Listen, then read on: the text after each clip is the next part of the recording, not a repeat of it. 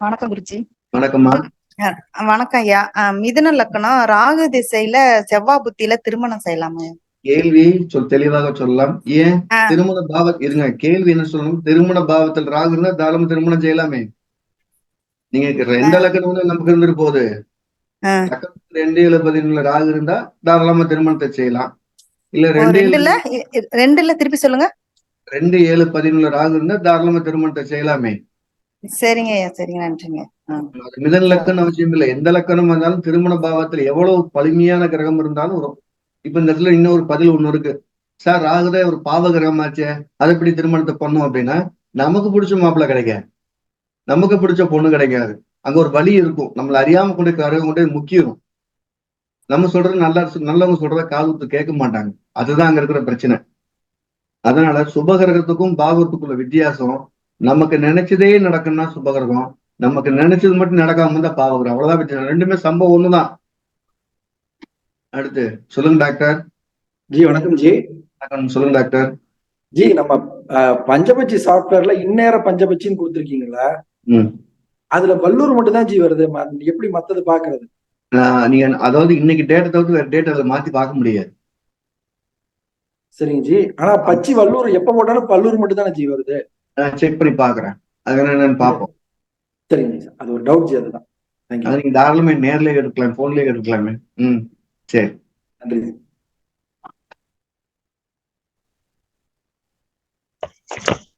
சொல்லுங்க. வணக்கம் பாஸ். வணக்கம். 11ஆம் அதிபதி எங்க இருந்த 11ஆம் அதிபதி எங்க இருந்தாலும் நன்மை செய்வார்னு சொல்லிட்டு இருக்கீங்க. உறுதியா? அவர் இருந்தாலும் நன்மை செய்வாரு. செய்யற 11ஆம் அதிபதி 8ல மறைஞ்சிட்டாரு. இந்த ஜுலாத்ல நமக்கு திடீர் ரசு கிடைக்குமே. 11ஆம் அதிபதி தான். கண்டிப்பா திடீர் ரசு கிடைக்குமே. இப்ப நடக்கிற சனி ரசு தான் கிடைக்கும். 11ஆம் அதிபதி எங்க இருந்தாலும் கண்டிப்பா நல்லது நடக்கும். அதுல மாற்று கருத்தே கிடையாது. அவர் மறைந்த பாவம் கெட்ட பாவமா இருந்தாலும் அதுல இருக்க நன்மையும் செஞ்சாம போக மாட்டார். நீங்க சொன்ன மாதிரி 8ல சனி இருக்கு. அந்த சனிக்கான துன்பமும் இருக்கும், அதுக்கான யோகத்தையும் கண்டிப்பா செஞ்சிருவார். ஒரு விபத்து நடந்தா நடக்கும். கண்டிப்பா குருஜி.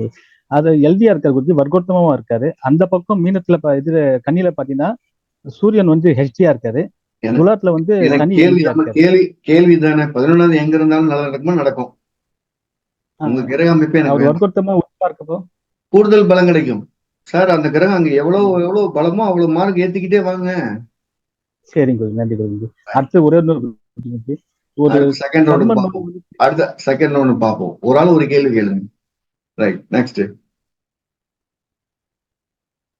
அடுத்து ஹலோ, சொல்லுமா குருஜி. ஒரு ஜாதகத்தை பார்த்தோன்னே வரப்போற கணவர் வேலைக்கு போவாரா இல்ல பிசினஸ் பண்ணுவாரான்னு கேக்குறாங்க குருஜி. அது எப்படி குருஜி சொல்றது? சனிச்சந்திரன் சேர்க்கை இருந்தா குழந்தை பிறந்த வரைக்கும் அவர் பிசினஸ் பண்ண மாட்டார். சரிங்க குருஜி. குழந்தை பிறந்ததுக்கு பின்னால பிசினஸ் பண்ற என்ன வரும். அவர் வேலைக்கு போய் ஒருத்தர் கையை கட்டி நிக்க மாட்டார். எவ்வளவு நட்டம் வந்தாலும் திரும்ப திரும்ப தொழில் பண்ணதான் சொல்லுவார். அத நம்ம பெண்ணோட ஜாதகத்துல வரக்கூடிய கணவர் வந்து இப்படி எது மாதிரி வேலையில இருப்பாரா இல்ல பிசினஸ் பண்ணுவாரா ஃபியூச்சர்ல அப்படின்னு கேக்குறாங்க குருஜி. பெண்ணோட ஜாதகத்தை நீங்க கேக்குறது பலனே கேக்குறீங்க. நம்ம நடத்துற டவுட்ஸ் என்ன. ஆனா இருங்க, நீங்க என்ன செய்யலாம்னா நம்ம பிளே ஸ்டோர்ல திருமண பொறுத்ததை பத்தி நிறைய டீட்டெயில் இருக்கு. அதுல நீங்க ஒரு 80 கேள்விக்கு ஆன்சர் இருக்கு. நீங்க அதை பார்த்து படிச்சுக்கங்க. ஆனா இது கேள்வி என்னன்னா, நீங்க கேட்டதுக்கான முதல் கேள்வி, சார் சுயதொழில் பண்ணுவாரா வேலைக்கு போவாரா? சனிச்சந்திர சேர்க்கை இல்லாம ஒருத்தர் தொழில் பண்றதுக்கு யோகமே இல்லை. சனிச்சந்திர சேர்க்கை இருந்தாலே அவரு எப்ப சார் பண்ணுவாருன்னா குழந்தை பிறந்ததுக்கு பின்னால. சார் 6 8 12 பாவத்துல இருக்கு சார்னா நட்டம் வந்தாலும் திரும்ப திரும்ப பண்ணுவார். நல்ல பாவத்துல இருந்தா பண்ணுவார், சக்சஸ் ஆயிடுவார். இது ஞாபகம் வச்சுக்க. தசாபூர்த்தியில 10 நடந்தா மட்டும்தான் தொழில், 6 நடந்தா வேலை. சரிங்க சார். வணக்கம் குருஜி. வணக்கம் சார். அதாவது திருமண பொருத்தத்துலங்க ஐயா, ஒருத்தருக்கு 7ஆம் இடத்துல 7 8ல இருந்தாலும் அடுத்த மாதிரி ராகு கேதுக்கு 3 11 பாவத்தை கட்டுப்படுத்தும் அப்படிங்கிறாங்களே. ஒருவருக்கு 7 8ல இருந்து மற்றவருடைய சாதகத்துல 3ஆம் பார்வையோ இல்ல 11ஆம் பார்வையோ வந்ததுன்னா அந்த தோஷத்துக்கு இந்த தோஷம் சரியாயிடுங்களா? இணைக்கலாங்களா? கண்டிப்பா என் தோஷம் சரியா போயிடும். பார்வையும் அந்த 3 11 எடுத்துக்கலாம். பார்வையோட மதிப்பு 25ன்னு போட்டுக்கு. ஓகேங்க ஐயா, ரொம்ப நன்றிங்க ஐயா. சார் அடுத்து. வணக்கம் சார். வணக்கம் கார்த்திக். சார், இது இப்போ ஜாமக்கோல்ல நம்ம ஜாதகம் பார்க்கும்போது இந்த லக்னம் தானான்னு உறுதிப்படுறதுக்கு வாய்ப்பு எதுவும் இருக்குமா சார்? நிறைய இருக்கு, நிறைய இருக்கு, நிறைய இருக்கு. ஒரே ஒரு எக்ஸாம்பிள் மட்டும் ஏதாவது கொஞ்சம். நிறைய கேள்வி கேட்கலாம். சப்போஸ் இன்னைக்கு நான் பார்த்த சார்ட்டே சொல்றேனே. இன்னைக்கு மத்தியானம் இந்த ஒரு அம்மா வந்து ஜாதகத்தை கொடுத்துட்டு எனக்கு ரிஷப லக்னமா மேஷ லக்னமான்னு தெரியல கேட்கிறாங்க. அப்போ நான் மேஷ லக்கணத்துல இருந்து மிதன் லக்கணத்துக்குள்ள ஏதோ ஒரு லக்கணம், இந்த 3ல ஏதோ ஒரு லக்கணம் சார், அது 3ஆ 5ஆ 6ஆன்னு தெரியல. ஒருவேளை 3ஆவும் இருக்கலாம், 5ஆவும் இருக்கலாம், 8ஆவும் இருக்கலாம். அந்த நம்பர் வந்து 3 வந்து எப்படி போட்டிருக்காங்கன்னா 3 மாதிரியும் இல்லாம 5 மாதிரியும் இல்லாம 8 மாதிரியும் இல்லாம போட்டிருக்காங்கன்னு சொல்றாங்க. கேட்கும்போது நம்ம பாக்குற லக்கணம் ரிஷப லக்கணம் கரெக்டா மிருகசீரிஷம் 1ஆம் பாதத்துல உதயம் போகுது. மிருகசீரம் 1ஆம் பாதத்துக்கு லக்கணத்தை வச்சு உங்களுக்கு நீங்க பிறந்ததான் இதுவா இருக்கும்னு சொன்னேன். அந்த நேரத்தோட உதயம் அவங்க லக்கணத்தை மிக தெளிவா காட்டும். அவங்க அடுத்த கேள்வி தாங்க, நான் மிருகசீரிஷம் தானே என்ன, எனக்கு என்ன ஏதாவது எவிடன்ஸ் சொல்லுங்கன்னு. எங்க உதயம் விழுகுதோ அந்த இடத்துல அவங்களோட மச்சம் ஒரு கண்டிப்பா இருக்கும். மிருகசீரிஷங்கிறது ரிஷபராசியில முகத்தை குறிக்கிடணும். உங்களுக்கு இந்த கடவா பல்லு கிட்ட இல்ல இந்த மூக்கு நாணிக்கிட்ட ஏதாவது பெரிய மச்சம் இருக்குன்னு, ஆமா சார் பெரிய மச்சமே இருக்குங்க, அதான் அடையாளம். ஒரு லக்னமும் ராசியும் இருக்கிற இடத்துல கட்டாயம் நமக்கு மறுமச்சம் இல்லாம போகவே போகாது. இதெல்லாம் நம்மளோட அடையாளங்கள். அதனால தாராளமா சொல்லலாம், அதுவே போதுமானது. அடுத்து ஒரு வாழ்க்கை குருவே துணை, ஈரோட்ல இருந்து முருகு போகுது. குருவாழ்வே குருவே துணை. சொல்லுங்க குருவே. இன்னைக்கு ஒரு குழந்தை ஜாதகம் 2 நாளைக்கு முன்னாடி வந்ததுங்க. மிதுன லக்கணுங்க. 8ஆம் அதிபதி சனி 17 டிகிரி நெட்லயே இருக்காருங்க. மாந்தி 3ல 17 டிகிரி இருக்குதுங்க. அந்த குழந்தைக்கு கழுத்து நிக்க மாட்டேங்குது, வாய் பேச மாட்டேங்குதுங்க. இது எப்படி என்னன்னு கொஞ்சம் எனக்கு இதுக்கு எப்படி பரிகாரம் சொல்றதுன்னு தெரியலீங்க. அது எப்படி அந்த குழந்தைக்குன்னு 2 நாளாவே கொஞ்சம் இதா இருக்கு. நீங்க லக்னம் மிதன் லக்னம்னு சொல்லிட்டீங்க இல்லையா? ஆமாங்க குருவே.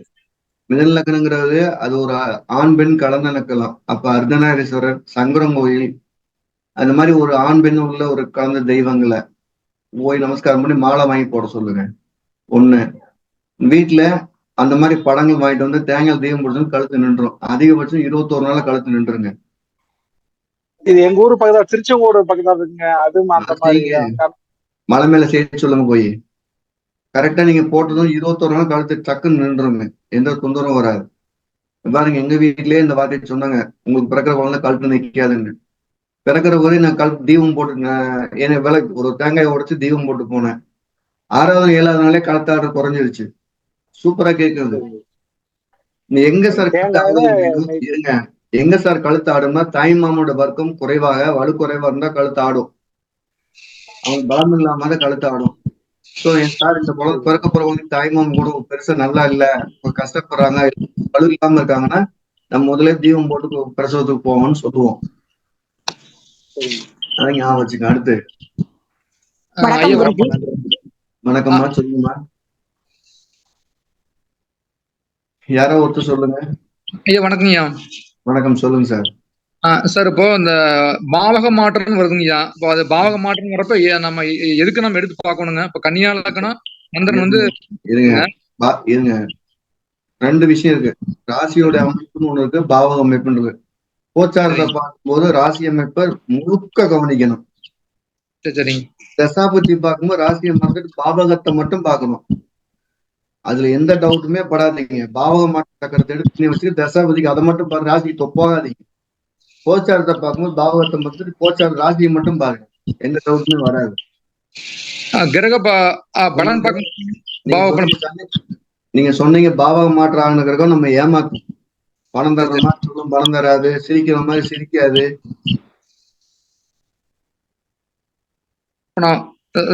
ராசி பார்த்தா போதும் இல்லைங்களா? எதுக்கு? அதான் நம்ம தசாபதி பாக்குறப்ப நான் சொன்ன உங்களுக்கு காதலே விடுகல. தசாபதியை பார்க்கும்போது பாவக மாற்றத்தை மட்டும் பார்த்தா போதும்னு சொன்னேன். சரி சரிங்க.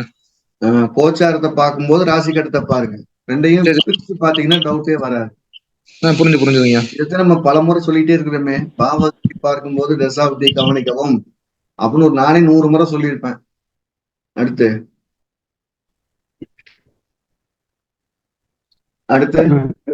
சார் வணக்கம் சார். வணக்கம் சார். சார் வணக்கம். Okay sir. சார் வணக்கம்.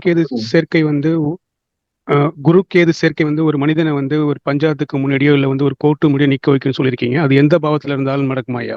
எந்த பாவத்துல இருந்தாலும் இருக்கு சார். அவர் 2 விஷயம் செய்யாம இருக்கணும். முதல்ல குழந்தைக்கு அதை சரின்னு சொல்லி வாக்குறுதி கொடுக்க கூடாது. பண விஷயங்களை யாருக்கும் ஜாமீன் போடக்கூடாது. இவர் பணம் கொடுத்துருவாருன்னு நம்பி கொடுக்க கூடாது. முழுக்க பணம் மற்றும் குழந்தைகள் சம்பந்தப்பட்ட விஷயத்துல மட்டும் கோர்ட்டு கூட்டிட்டு போவோம். வேற எந்த விஷயத்துலயும் போகாது. சார் குழந்தை மேல எனக்கு பெருசா பற்று இல்லை, எனக்கு வந்து பொருளாதார பற்றுலாம் கண்டிப்பா கோர்ட்டுக்கு போக வேண்டிய அவசியம் வராது. 2 மேல எவ்வளவு ஈர்ப்பா இருக்கோ அவ்வளவு கோர்ட்டுக்கு போக வேண்டிய அவசியம் கட்டாயம் வரும். மூல நூல்கள்ல அந்த சேர்க்கைக்கு கேளயோகம் சொல்லியிருக்கோம். ஆனா அது நடைமுறையில பலன் பொருந்தி வரல. நான் தனியா ஒரு புத்தகமே எழுதியிருக்கிறேன், கவனிச்சு பார்த்தா சரி. Thank you sir. Thank you sir. அடுத்து. வணக்கம் குருஜி. வணக்கம் சார், சொல்லுங்க. நான் பட்டாபிராமன் பேசுறேன். சொல்லுங்க சார். பட்டாபிராமன் சார். மீனத்துல புதன் சுக்கிரன் இருக்கு. புதன் திசையில புதனுடைய வலு எப்படி கண்டுபிடிக்கிறது? நீங்க எந்த திசையா இருந்தாலும் புதனுக்கு ஒரு ரூல் வச்சுக்கோங்க, சிம்பிளா. அது கர்மை வழக்க கொடுக்காம போகாது. ஒண்ணு. நீச்சபங்க ராஜயோகம் சார், நீங்க அதுல போய் நம்ம காம்ப்ரமைஸ் ஆகிட்டோம்னா ஏமாற போறோம்னு அர்த்தம். நல்லா பாருங்க, காலை வெட்டிட்டு 5000 கொடுக்க போறான், ஆனா நொண்டிக்கு அதோட தான் இருக்க போறான். அதனால நல்லா இங்க மறுபடியும் ஞாபகம் வச்சுக்கோங்க. அங்க ஒரு நீசமான கிரகம் இருக்கு, உச்சமான கிரகம் இருக்கு. புதன் திசைங்கிற வார்த்தையை சொல்லிட்டீங்க. காலை உடிச்சிட்டு 10 கோடி கொடுத்தாலும் உடிஞ்ச கால் தான். நம்ம வாழ்க்கையை இழந்து இன்னொருத்தர் வாழ வைக்க போறோம், ஆனா நம்ம அங்க முடமா இருக்க போறோம். அதனால அது பலன் தராதுங்கிறது என்னோட உத்தரவாதமான பதில். நீச்சபங்க ராஜயோகம்ங்கிறதுக்கு இம்பார்ட்டன்ஸ். நீசம் பங்கமாய் ராஜ்யம் கழுத்து காதை அறுத்துட்டு நீ தோடு வாங்கி கொடுத்து என்ன சார் வந்தா என்ன வராட்டி என்ன? உங்க காதை அறுத்துட்டு அடுத்த தோடு வாங்கி என்ன பண்ண போறீங்க? அதுல எந்த காம்ப்ரமைஸ் ஆகாதீங்க. நல்லது நல்லது நல்லது. நன்றி. நன்றி சார். அடுத்து. வணக்கம் குருஜி. என்னோட கேள்வி என்ன அப்படின்னா, ஒரு லக்னத்துக்கும் கடனை அடைக்கிறதுக்கு அப்படின்னு எந்த பாவகம் எந்த தசாயில வேலை செய்யும்? உதாரணமா இப்ப வந்து ரிஷப லக்னம் அப்படின்னா இப்ப வந்து 58, 59 அந்த ரிட்டையர்மெண்ட் ஸ்டேஜ்ல. நீங்க பதில கேள்வி சொல்லிட்டீங்க, அதே பதில் போதும். எப்பவுமே கடன் அடைக்கிறதுனா 2-11-4. அந்த 2-11-4 இருக்குன்னா இந்த 4ஆம் இடங்கிறது அசட்டோ தைரியமோ, 2ங்கிறது வருவாய், 11ங்கிறது நமக்கு கடன் அடைக்கிறதுனால நஷ்டம் வராம இருக்குது. இந்த 2-4-11 தசாபுத்திகள் கோச்சாரம் மட்டும்தான் கடன் அடைக்க உதவும். எல்லா லக்கணத்துக்கும் பொருந்தும். இதுல சார் எனக்கு கடன் அடைக்க வேண்டிய அவசியம் இல்லை, எனக்கு பணம் வந்தா போதுன்னா 2-11. இந்த 2 மட்டும் தான் கோச்சாரத்துல.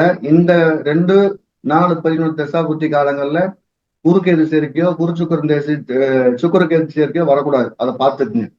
நல்ல தசாபுத்தி நடக்கும்போது கோச்சாரம் மோசமா இருந்தா காசு வரும், செலவும் வந்துடும். அப்ப நமக்கு அந்த கடன் அடைக்கிறது போது யோகம் தான். அது 2-4-11 கூட்டு தசா புத்திகள் வந்தா போதும். சார் எனக்கு தசை வரல சார், புத்தி அந்தரம் வந்தா கூட போதும். தசை புத்தி வரலாம், இல்ல புத்தி அந்தரம் வரலாம். திசையும் அந்தரம் வரக்கூடாது. இப்படி 3 பேர் இருக்காங்க, தசை புத்தி அந்தரம்னு. திசையும் புத்தியும் வரலாம், புத்தி அந்தரம் வரலாம். திசையும் அந்தரம் வரக்கூடாது. புத்தி கனெக்ட் பண்ணணும், அப்பதான் பைசா கிடைக்கும். அடுத்து. ஐயா வணக்கம். வணக்கம் சார். ஐயா, திருமண பொருத்தம் பார்க்கும்போது 7ஆம் வீட்டு அதிபதி மேலேயோ அல்லது செவ்வாய் சுக்கிரன் மேலேயோ ராகு கேதுக்கள் போகும்போது நம்ம திருமண தடை நிறைய கொடுக்கும்னு சொல்றோம். சரி. இப்ப அந்த ராகு கேதுக்கள் அந்த அந்த அந்த கிரகத்தோட டிகிரிய தாண்டியாச்சுன்னா நமக்கு திருமணத்துக்கு அவங்களுக்கு சொல்லலாமா, அல்லது 1.5 வருட காலம் அது கலை கடந்தாலும் போதும் சொன்னேன். பாதையை விட்டுருங்க, பாதை கலை விட்டுருங்க, நிகழை கடந்தாலும் போதும். சரிங்க சரிங்க. அந்த 1.5 வருட காலம் நம்ம கொஞ்சம் ஜாக்கிரதையா இருக்க சொல்லலாம், திருமணத்துக்கு அப்புறம் கூட வேணாம். அது செய்யலாம், அதை எச்சரிக்கை பண்ண வேண்டியது கடமை. அதாவது ரோடு சரியில்லைன்னு ஸ்பீடு பிரேக் போடு வைக்கிறது ஒரு அரசாங்கத்தோட கடமை. அரசாங்கமே வண்டியை தூக்கி உள்ள அடுத்த போது வைக்காது. ஒரு அஸ்ட்ராலஜரா நீங்க அந்த இடத்துல எச்சரிக்கை பண்ணணும், உங்களோட கடமை. ஆனா கண்டம் எப்ப நடந்தா அந்த பாகை கலையை கடந்த நொடியிலிருந்து பிரச்சனை ரிலீவ் ஆயிடும். Okay sir. அடுத்து. சார் வணக்கம் சார். சொல்லுங்க. வணக்கம் சார்.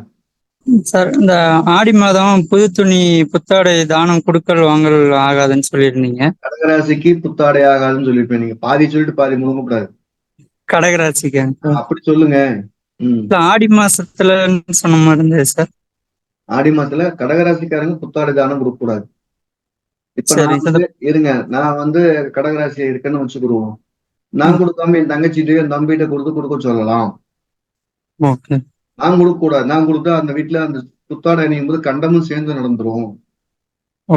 ஒரு சிம்பிளான லாஜிக்ங்க. ஒரு அம்மா ஜாதகம் பாக்குறப்போ சொல்றாங்க, எங்க வீட்டுல சுபகாரியம் நடந்து நான் துணி எடுத்து கொடுத்தாலும் அந்த வீட்டுல கர்மம் நடக்குதுங்கிறாங்க. அந்த அம்மாவுக்கு பார்த்தீங்கன்னா கடகலக்கணம் கடகராசியா இருக்கு, அங்கேயே செவ்வாயும் இருக்கு. அவங்களுக்கு அதை நான் திருப்பி சொன்னேன், இனிமே நீங்க உங்க கையில யாருக்கும் துணி தானம் பண்ணாதீங்க, யார்ட்டையும் துணி தானம் வாங்காதீங்க, நீங்க எடுத்து கட்டுங்க. யாராவது உங்களுக்கு கொடுக்கணும்னு தோணுச்சா தேர்ட் பார்ட்டி கொடுத்து கட்டுங்கன்னு சொல்ல சொன்னேன். கிளியரா? இது நம்ம ராஜபுக்குள்ள நானே எழுதியிருப்பேன், கடகராசியும் புத்தாடுங்கிற தலைப்பில் எழுதியிருப்பேன். சரி முகூர்த்தத்துல ஒரு அடுத்த கேள்வி பார்ப்போம். ரைட், சொல்லுங்க. அடுத்தாலு. Hello sir. சொல்லுங்க சார். Hello sir. சென்னையில இருந்து பேசுறேன், சுப்பிரமணியன். நான் திருப்பூர்ல பதில் சொல்றேன். மகர லக்னம், செவ்வாய் வந்து 6ல இருக்கு சார். அது சரி, அது வந்து வீடு கட்டுற அமைப்பு நல்லா இருக்குங்களா சார்? சிம்பிளான லாஜிக் சார். கன்னிங்கிற ஒரு வீட்டை செவ்வாய் இருந்தாலும் செவ்வாய் பார்த்தாலும், புதனுடைய வீட்டுல செவ்வாய் இருந்தாலும் பார்த்தாலும், புதனுடைய செவ்வாய் இருந்தாலும் வீடு கட்டுற யோகம் இருக்கானா யோசிக்காம இருக்குன்னு சொல்லுங்க. அது எந்த பாவமா இருந்தாலும். இல்ல ராகுவோட சாரத்துல இருந்தா கூட பரவாயில்ல, சாரத்துல இருந்தாலும் கட்டின்னு சொல்லுங்க. இப்ப நீங்க கேட்டீங்க ஆன்சர் நம்பர் 1 மீட் பண்ணுங்க பேக் எண்ட்ல. இந்த மாதிரி கேள்வி ஃபர்ஸ்ட் என்னன்னா, கன்னிராசிலே செவ்வாய் பாக்குறாரு, மிதனத்திலிருந்து பாக்குறாரு. சோ அவர் வீடு கட்டுற யோகம் உண்டு சார். அவரு லக்கணத்துக்கு 6ஆம் பாவத்துல கடன் ஏற்பட போகுது, ராகு இருக்குது, அதனால வட்டியும் கட்ட போறேன். அப்ப வீடு கட்டுவாருங்கிற கேள்விக்கு முதல் கேள்விக்கு நான் ஆன்சர் கட்டுவார். அப்ப லக்கணத்துக்கு 6ல இருக்காருன்னா கடன் வாங்க போறாரு. ராகு இருந்தா வட்டி கட்ட போறாரு. அப்ப வட்டி கட்டி கட்டக்கூடிய அளவுக்கு சக்தி இருந்தா கட்டுங்கன்னு சொல்லுங்க, இல்லைன்னா பொறுமையா கட்டுங்கன்னு சொல்லுங்க. ஆனா வீடு கட்டுற யோகம் கட்டாயம் உண்டு, கட்டாம மண்டைப்பட மாட்டார். சரி ஓகே சார். கடன்ல இருந்து ரிலீவ் ஆகிறதுக்கு என்ன சார் வழி? அது கடனை வாங்குறதுக்கு என்கிட்ட வழி கட்டு, ரிலீவ் ஆகிறதுக்கு நான் தான் உங்களுக்கு பணம் கொடுக்கணும். சரி பார்ப்போம், அடுத்த கேள்வி பார்ப்போம். நெக்ஸ்ட். ஓகே, அடுத்த ஆள் கேட்கலாம். ஹலோ, வணக்கம் சார். வணக்கம்மா. சார் எனக்கு ஒரு கொஸ்டின் அதிகமா வரும் சார். என்னன்னா, லவர்ஸ் பிரிஞ்சுட்டு ஆனா எப்போ என்னோட காதல திரும்பி வருவாங்கன்னு கேட்டுட்டே இருப்பாங்க சார். அது ரொம்ப கொஞ்சம் கஷ்டமா ஃபீல் பண்ணுவேன். கிரக இணைவுகள் பார்த்தாலும் எப்படி நம்ம கிரக இணைவுகள் பார்த்தாலும் வரமாட்டேங்குது. அது கொஞ்சம் சொல்ல முடியுமா சார்? கண்டிப்பா சொல்லலாம். 3ஆம் பாவம் 3ஆம் இடத்துல நிக்கக்கூடிய கிரகமோ இல்ல 3ஆம் அதிபதியோ எப்ப லக்கணத்துக்கு தொடரும் அப்ப திரும்பி வந்துருவாங்க, எப்பவும் வரமாட்டாங்க. கோச்சார லக்னத்தை வந்து தொடரணுமாங்க சார்? இல்ல நம்ம ஜனநாயக லக்னத்தை தொடரணும்? பிறந்த கால நேரத்தோட லக்கணத்தை கோச்சாரத்துல இந்த கிரகமும் தொடரும். Okay sir, okay sir. அப்படி தொட்டா கண்டிப்பா உங்க கேள்விக்கு 100% சக்சஸ் ஆகும். உதாரணம் எப்படி வச்சுக்கிடுவோம், ஒரு மீன லக்கணம் வச்சுக்கிடுவோம். அவங்க பிறந்த கால லக்கணம் மீன லக்கணம், 3ஆம் அதிபதி சுக்கிரன் எப்ப மீனத்துக்குள்ள வர்றாரோ அப்ப கண்டிப்பா அவங்களுடைய பிரிந்த காதலை சேர்ந்துருவாருன்னு உறுதியா சொல்லலாம். Okay sir, thank you sir. Thank you. அடுத்து. வணக்கங்க ஐயா. வணக்கம்மா. ஐயா, இது பொதுவான ஒரு கேள்வி. ராகு காலத்தை வந்து பிரிக்கும் போது எந்த பிரிவுல நாம வந்து சாமியை வந்து நம்ம வேண்டும் போது எங்க இருந்து ராகு இருக்கோ அங்க ஒண்ணுன்னு வச்சுக்கணும். உதாரணமா கும்பத்தில் ராகு இருந்தனா ராகு முதல் 7ன்னு வச்சுக்கணும். ஓகே. அதுக்கடுத்து 7, அதுக்கடுத்து மீனத்துல, அதுக்கடுத்து 7 மேஷத்துல, அப்படி வச்சுட்டு வர்றோம். அந்த எங்க நிக்குதோ அதுக்கு பாதக ராசி 8வது ராசி வரக்கூடிய அந்த 7 நிமிஷத்தை நம்ம தவிர்த்துட்டா போதுமானது. ஓகே, 8வது ராசியை மட்டும் நம்ம தவிர்க்கணும் இல்லைங்களா? 8ம் பாதகமும். 8ம் பாதகம். ஓகே. சரத்துக்கு வந்து ஓகே 11, 9, 7 அந்த வந்து நம்ம கும்பம்னு வச்சதுனால 8வது வீடு 9வது வீடு அவாய்ட் பண்ண 15 நிமிஷம் நிறுத்திட்டீங்கன்னா போதும். Okay okay okay. நினைச்சுக்கணும் இந்த கேள்வி நீங்க எப்பயாவது எப்படி பண்ணிருக்கேன். முருகேஸ்வரி ஆஃப் பண்ணுங்க. முருகேஸ்வரிங்க, நீங்க இந்த கேள்வி எப்போதுமே கேட்கணும். சார் ராகு காலம் மோசமான காலம், அதுல சார் கல்யாணத்துக்கு தீபம் போடுறோம், அது எப்படி சார் கெட்ட நேரம் கல்யாணத்தை பண்ணிருக்குன்னு கேட்டிருந்தீங்கன்னா என் கேள்விக்கு ஆன்சர் பதிலா இருந்தது. அப்படி பேசுற அந்த எக்ஸாக்டா தீமையான ராகு காலத்தை விலக்கிட்டு மற்ற நேரம் போடும்போது மட்டும்தான் அது திருமணத்துக்கான மங்களத்தை பண்ணி கொடுக்கும். அது புரியுதா? திருமணம் மட்டும் இல்லைங்க ஐயா, எல்லாத்துக்குமே எல்லா நம்ம காரியத்துக்குமே எல்லா காரியம் திருமணங்கிற வாழ்க்கையில மிகப்பெரிய பங்கு. அதையே செய்யும்போது மற்ற செய்யாம போயிருமா என்ன? கரெக்டுங்க ஐயா. ரைட். நன்றிங்க ஐயா. நன்றிம்மா. சொல்லுங்க அடுத்து. ஹலோ குருஜி, வணக்கம் குருஜி. வணக்கம் தளபதி, சொல்லுங்க. குருஜி, இரு ஜாதக கூட்டு விளைவுல ஒரு சந்தேகம் குருஜி. குரு சந்திரன் இணைவு சிறப்பா இருக்குங்களா இல்ல வக்ரகிரக வசியம் சிறப்பா இருக்குமா? ராகு கேது மேல ராகு கேது. நீங்க சொன்ன தலைப்புக்கான கேள்வியை கரெக்டா கேட்கணும். ஒரு ஜாதத்துல குரு, இன்னொரு சந்திரனுமா? ஒரே ஜாதத்துல குரு சந்திரனா? இல்லைங்க ஜி, ஒரு ஜாதகத்துல குரு, இன்னொரு ஜாதகத்து மேல சந்திரன். அந்த 2 பேரும் யார் யாரு? லவரா, ஹஸ்பண்டா, அப்பா அம்மாவா, வேலையா ஓனரா, யார் யாரு? ஹஸ்பண்ட் அண்ட் ஒய்ஃபுக்கு குருஜி. ரொம்ப இருக்கும். எவ்வளவு இந்த 2 பேரும் எவ்வளவு கசப்பு இருந்தாலும் பிரிய மாட்டாங்க. இதுவே ராகு கேது மேல ராகு கேது இருந்தாங்க குருஜி, இன்னும் அது எவ்வளவு கசப்பு இருக்கும், ஆனாலும் சண்டை போட்டுட்டே இருப்பாங்க. இது சண்டை இருந்தா கூட சமாதானமே வாழ்ந்துட்டு இருப்பாங்க. அது சண்டையோடே இருக்கும். அங்க மேல வீட்டுக்காரு, கீழே ஹஸ்பண்ட் இருந்தாலும் அந்த வக்கரத்துல என்ன செய்யணும், வலியோட வாழ வைக்கும். இந்த குருச்சந்திரையும் வலியை நீக்கி வாழ வைக்கும். அந்த 2மே வாழ வைக்கும். ஓகேங்க குருஜி. இதுலயே இன்னொரு கேள்விங்க குருஜி, இப்போ வக்ரகிரக வசியம் கூடவே ஒரே ராசி ஒரே லக்னமாவும் இருந்தா அது எப்படிங்க குருஜி? இப்படி 2 பேருமே ஒரே லக்னம் ஒரே தசாசனிப்பெல்லாம் கட்டிக்கலாமே. ஓகேங்க குருஜி. ரைட். நம்முடைய நட்சத்திர சித்தாந்த வகுப்பு பிப்ரவரி மாசம் சங்கரங்கோயில் நடக்க காத்து ரெடியா இருக்குது. 2, 3, 4 தேதிகள்ல 3 நாள் நேரடி வைப்பார்கள். ஒரு புதிய கோணத்தில் நட்சத்திர சித்தாந்தத்தை ஒரு விரிவா செய்யலாம்னு தயார் பண்ணிக்கிறேன். நான் சொன்ன மாதிரி இது நடக்கக்கூடிய ரொம்ப சுருக்கமான வகுப்புகள் இது ஒண்ணு. இதுல என்ன சொல்ல போறோம் அப்படின்னா, சார் ஒரே ஒரு லாஜிக் மட்டும் 3 விஷயத்தை ஒரு 5 நிமிஷம் எக்ஸ்பிளைன் பண்ணிடுறேன். ஒரு சனிங்கிற ஒரு நட்சத்திரம், சனின்னு ஒரு கிரகத்துக்கு 3 நட்சத்திரம், அனுசம், பூசம், உத்திரட்டாதி. அப்ப அந்த அனுசத்துல ஒரு கிரகம் இருந்து பூச நட்சத்திரத்துல பிறந்தா என்ன, இல்ல சனியோட வேலை என்ன, இல்ல உத்திரட்டாதி அனுசம் பூசத்துல 3லயுமே கிரகம் தான், சனியோட வேலை என்ன அப்படின்னு ஒரு நட்சத்திரோட பகுப்பு ஒண்ணு. 2வது, அடுத்தடுத்த நட்சத்திராதிபதிகள் ஒன்றா இருந்தா என்ன நடக்க போகுது, நம்ம லைஃப்ல அது என்ன மாதிரி இம்பாக்டா கொடுக்க போகுது. 2, நட்சத்திர பரிவர்த்தனுடைய வெவ்வேறு விதமான பரிமாணங்கள். இந்த ஒரு கிரகம் ஒரு நட்சத்திரம் இருக்கும்போது எந்தெந்த வயசுலாம் நம்மளை கடுமையா பாதிக்குதுன்னு நட்சத்திரத்தை பற்றின விரிவாக்கம் நம்ம பண்ண போகுது. வெறும் நட்சத்திரத்தை மட்டுமே, இதுல கிரகங்களுக்கான மதிப்பு ரொம்ப கம்மி. இதுல நட்சத்திர வடிவம், நட்சத்திர தெய்வம் எல்லாம் அப்புறம். இதுல நம்ம அதை பத்தி போறதே இல்லை.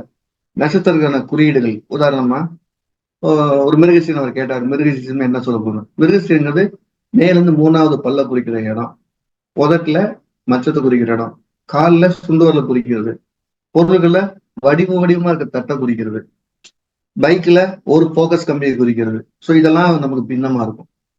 அப்ப நட்சத்திரம் என்ன செய்யணும், குறியீட என்ன செய்யும், தெய்வமா என்ன செய்யும், நம்ம கூட எப்படி ஒரு ப்ரே பண்ணும், எப்படி வாழும் அப்படிங்கிற வெவ்வேறு கோணம் சொல்ல போறோம். ஏற்கனவே நடத்தப்பட்ட நட்சத்திரத்துடைய தேவதை பத்தி பேச போறதே இல்லை. அது இது வரைக்கும் சொல்லப்படாத குறுந்தகவல்களை தான் நம்ம பண்ண போறோம். நான் இது வரைக்கும் என்னெல்லாம் சேகரித்து வச்சிருக்கணும் அதெல்லாம் சொல்லலாங்கிற விருப்பத்தில் இருக்கிற குறைஞ்சபட்சம் ஒரு 4 நாள் சப்ஜெக்ட் வரும். நடத்த போதும் 3 நாள் தான் நடத்த போறோம். ஒரு டீப் அனலைஸ் கிளாஸா இருக்கும். அதுல எந்த மாற்று கருத்து இருக்காது. ஒரு டீப்பான அனலைஸா இருக்கும். உங்களுக்கு படிக்கும்போது ஆமா இல்லை இப்படிலாம் இருந்துச்சுல அப்படிங்களா. உதாரணமா செவ்வாய்க்கு எதுக்கும் சுக்கரனுக்கு என்ன வித்தியாசம், இல்ல செவ்வாய் ராகுக்கும் செவ்வாய்க்கு என்ன வித்தியாசம், எப்படி கண்டுபிடிக்கிறது, நட்சத்திரம் எப்படி செயல்படுது, இந்த மாதிரி கேள்விக்கான பதில் எங்க இருக்கு அப்படிங்கிறத ஒரு லாஜிக்கா சொல்றது அந்த வகுப்போட நோக்கமா இருக்கும். கலந்துக்கணும் விருப்பம் இருக்கவங்க நீங்க தங்களை சின்ன பேர் கொடுத்து கலந்துக்கலாம். நம்ம நீண்ட நாள் கழிச்சு இந்த வகுப்பை பண்றோம். கிட்டத்தட்ட ஒரு 14 வருஷங்களுக்கு பண்றோம். ஸோ ஒரு அப்டேட் விஷயமா இருக்கும். இதுல இன்னொரு சிறப்பு அப்படின்னு சொன்னா, ஒருத்தர் ஒரு கேள்வி கேட்கிறார், சார் எனக்கு 40 வயசு ஆச்சு, இது வரைக்கும் இதை விட்டு தருத்திரி நீங்கவே இல்லை, நான் வேலை செஞ்சுக்கிட்டே இருக்கு, இந்த சட்டிமானை கழுவிக்கிட்டே இருக்கிறேன், நான் ஒரு நல்ல வேஷ்டியே கட்டல அப்படிங்கிறார். ஆனா ஒரு ஜாதத்துல எல்லா கிரகமே நல்லா இருக்கிற மாதிரி எல்லாம் ரீசமகராஜா ஒரு காது இருக்குங்கிறாங்க, நல்ல சாப்பாடே சாப்பிடல அப்படிங்கிறாங்க. அப்படின்னு ஒரு கேள்வி, அதை எப்படி கண்டுபிடிக்கிறது. இன்னொருத்தர் சொல்றாரு, சார் நான் பிறந்தல இருந்து இது வரைக்கும் கஷ்டமே எனக்கு தெரியலேங்கிறார், அவரும் கிரகத்துல இருக்கிறார். இதெல்லாம் என்ன சொல்ல காத்திருக்கு. இது எல்லாத்தோட சிறப்பு, ஒரு பாவத்தோடைய புள்ளி அப்படிங்கிற அந்த நட்சத்திராதிபதியோட நோக்கம் என்ன, ராசியாதிபதிக்கு நட்சத்திராதிபதிகளோட வித்தியாசம் என்ன, ஏன் அதை அப்படி நம்ம படிக்க மாட்டேங்கிறோம், ஏன் குழப்புது அப்படிங்கிற விஷயத்தையும் நம்ம பார்க்க போறோம். ஆனா முன்பதிவு இருக்கவங்களுக்கு மட்டும்தான் நம்ம அனுமதிக்க போறோம். ஏன் அப்படின்னா நிறைய பேர் வேண்டாம், சுருக்கமா ஒரு ஆள் வந்தா போதுங்கிறதுனால படிக்கணும் விருப்பம் இருக்கவங்க பேர் கொடுத்துட்டு வாங்க, பார்ப்போம். மீண்டும் அடுத்த வகுப்பில் சந்திப்போம். அதுவரை எல்லாம் வல்ல எம்பெருமான் ஸ்ரீ உச்சிஷ்ட மகா கணபதி அனைவருக்கும் நீண்ட ஆயுளையும் நிறைந்த செல்வத்தையும் உயர்ந்த புகழையும் மெய்ஞானத்தையும் பேரறிவையும் பிரபஞ்ச ஞானத்தையும் வழங்கட்டும். அனைவருக்கும் எனது மானசீகமான வாழ்த்துக்கள், மானசீகமான ஆசைகள்.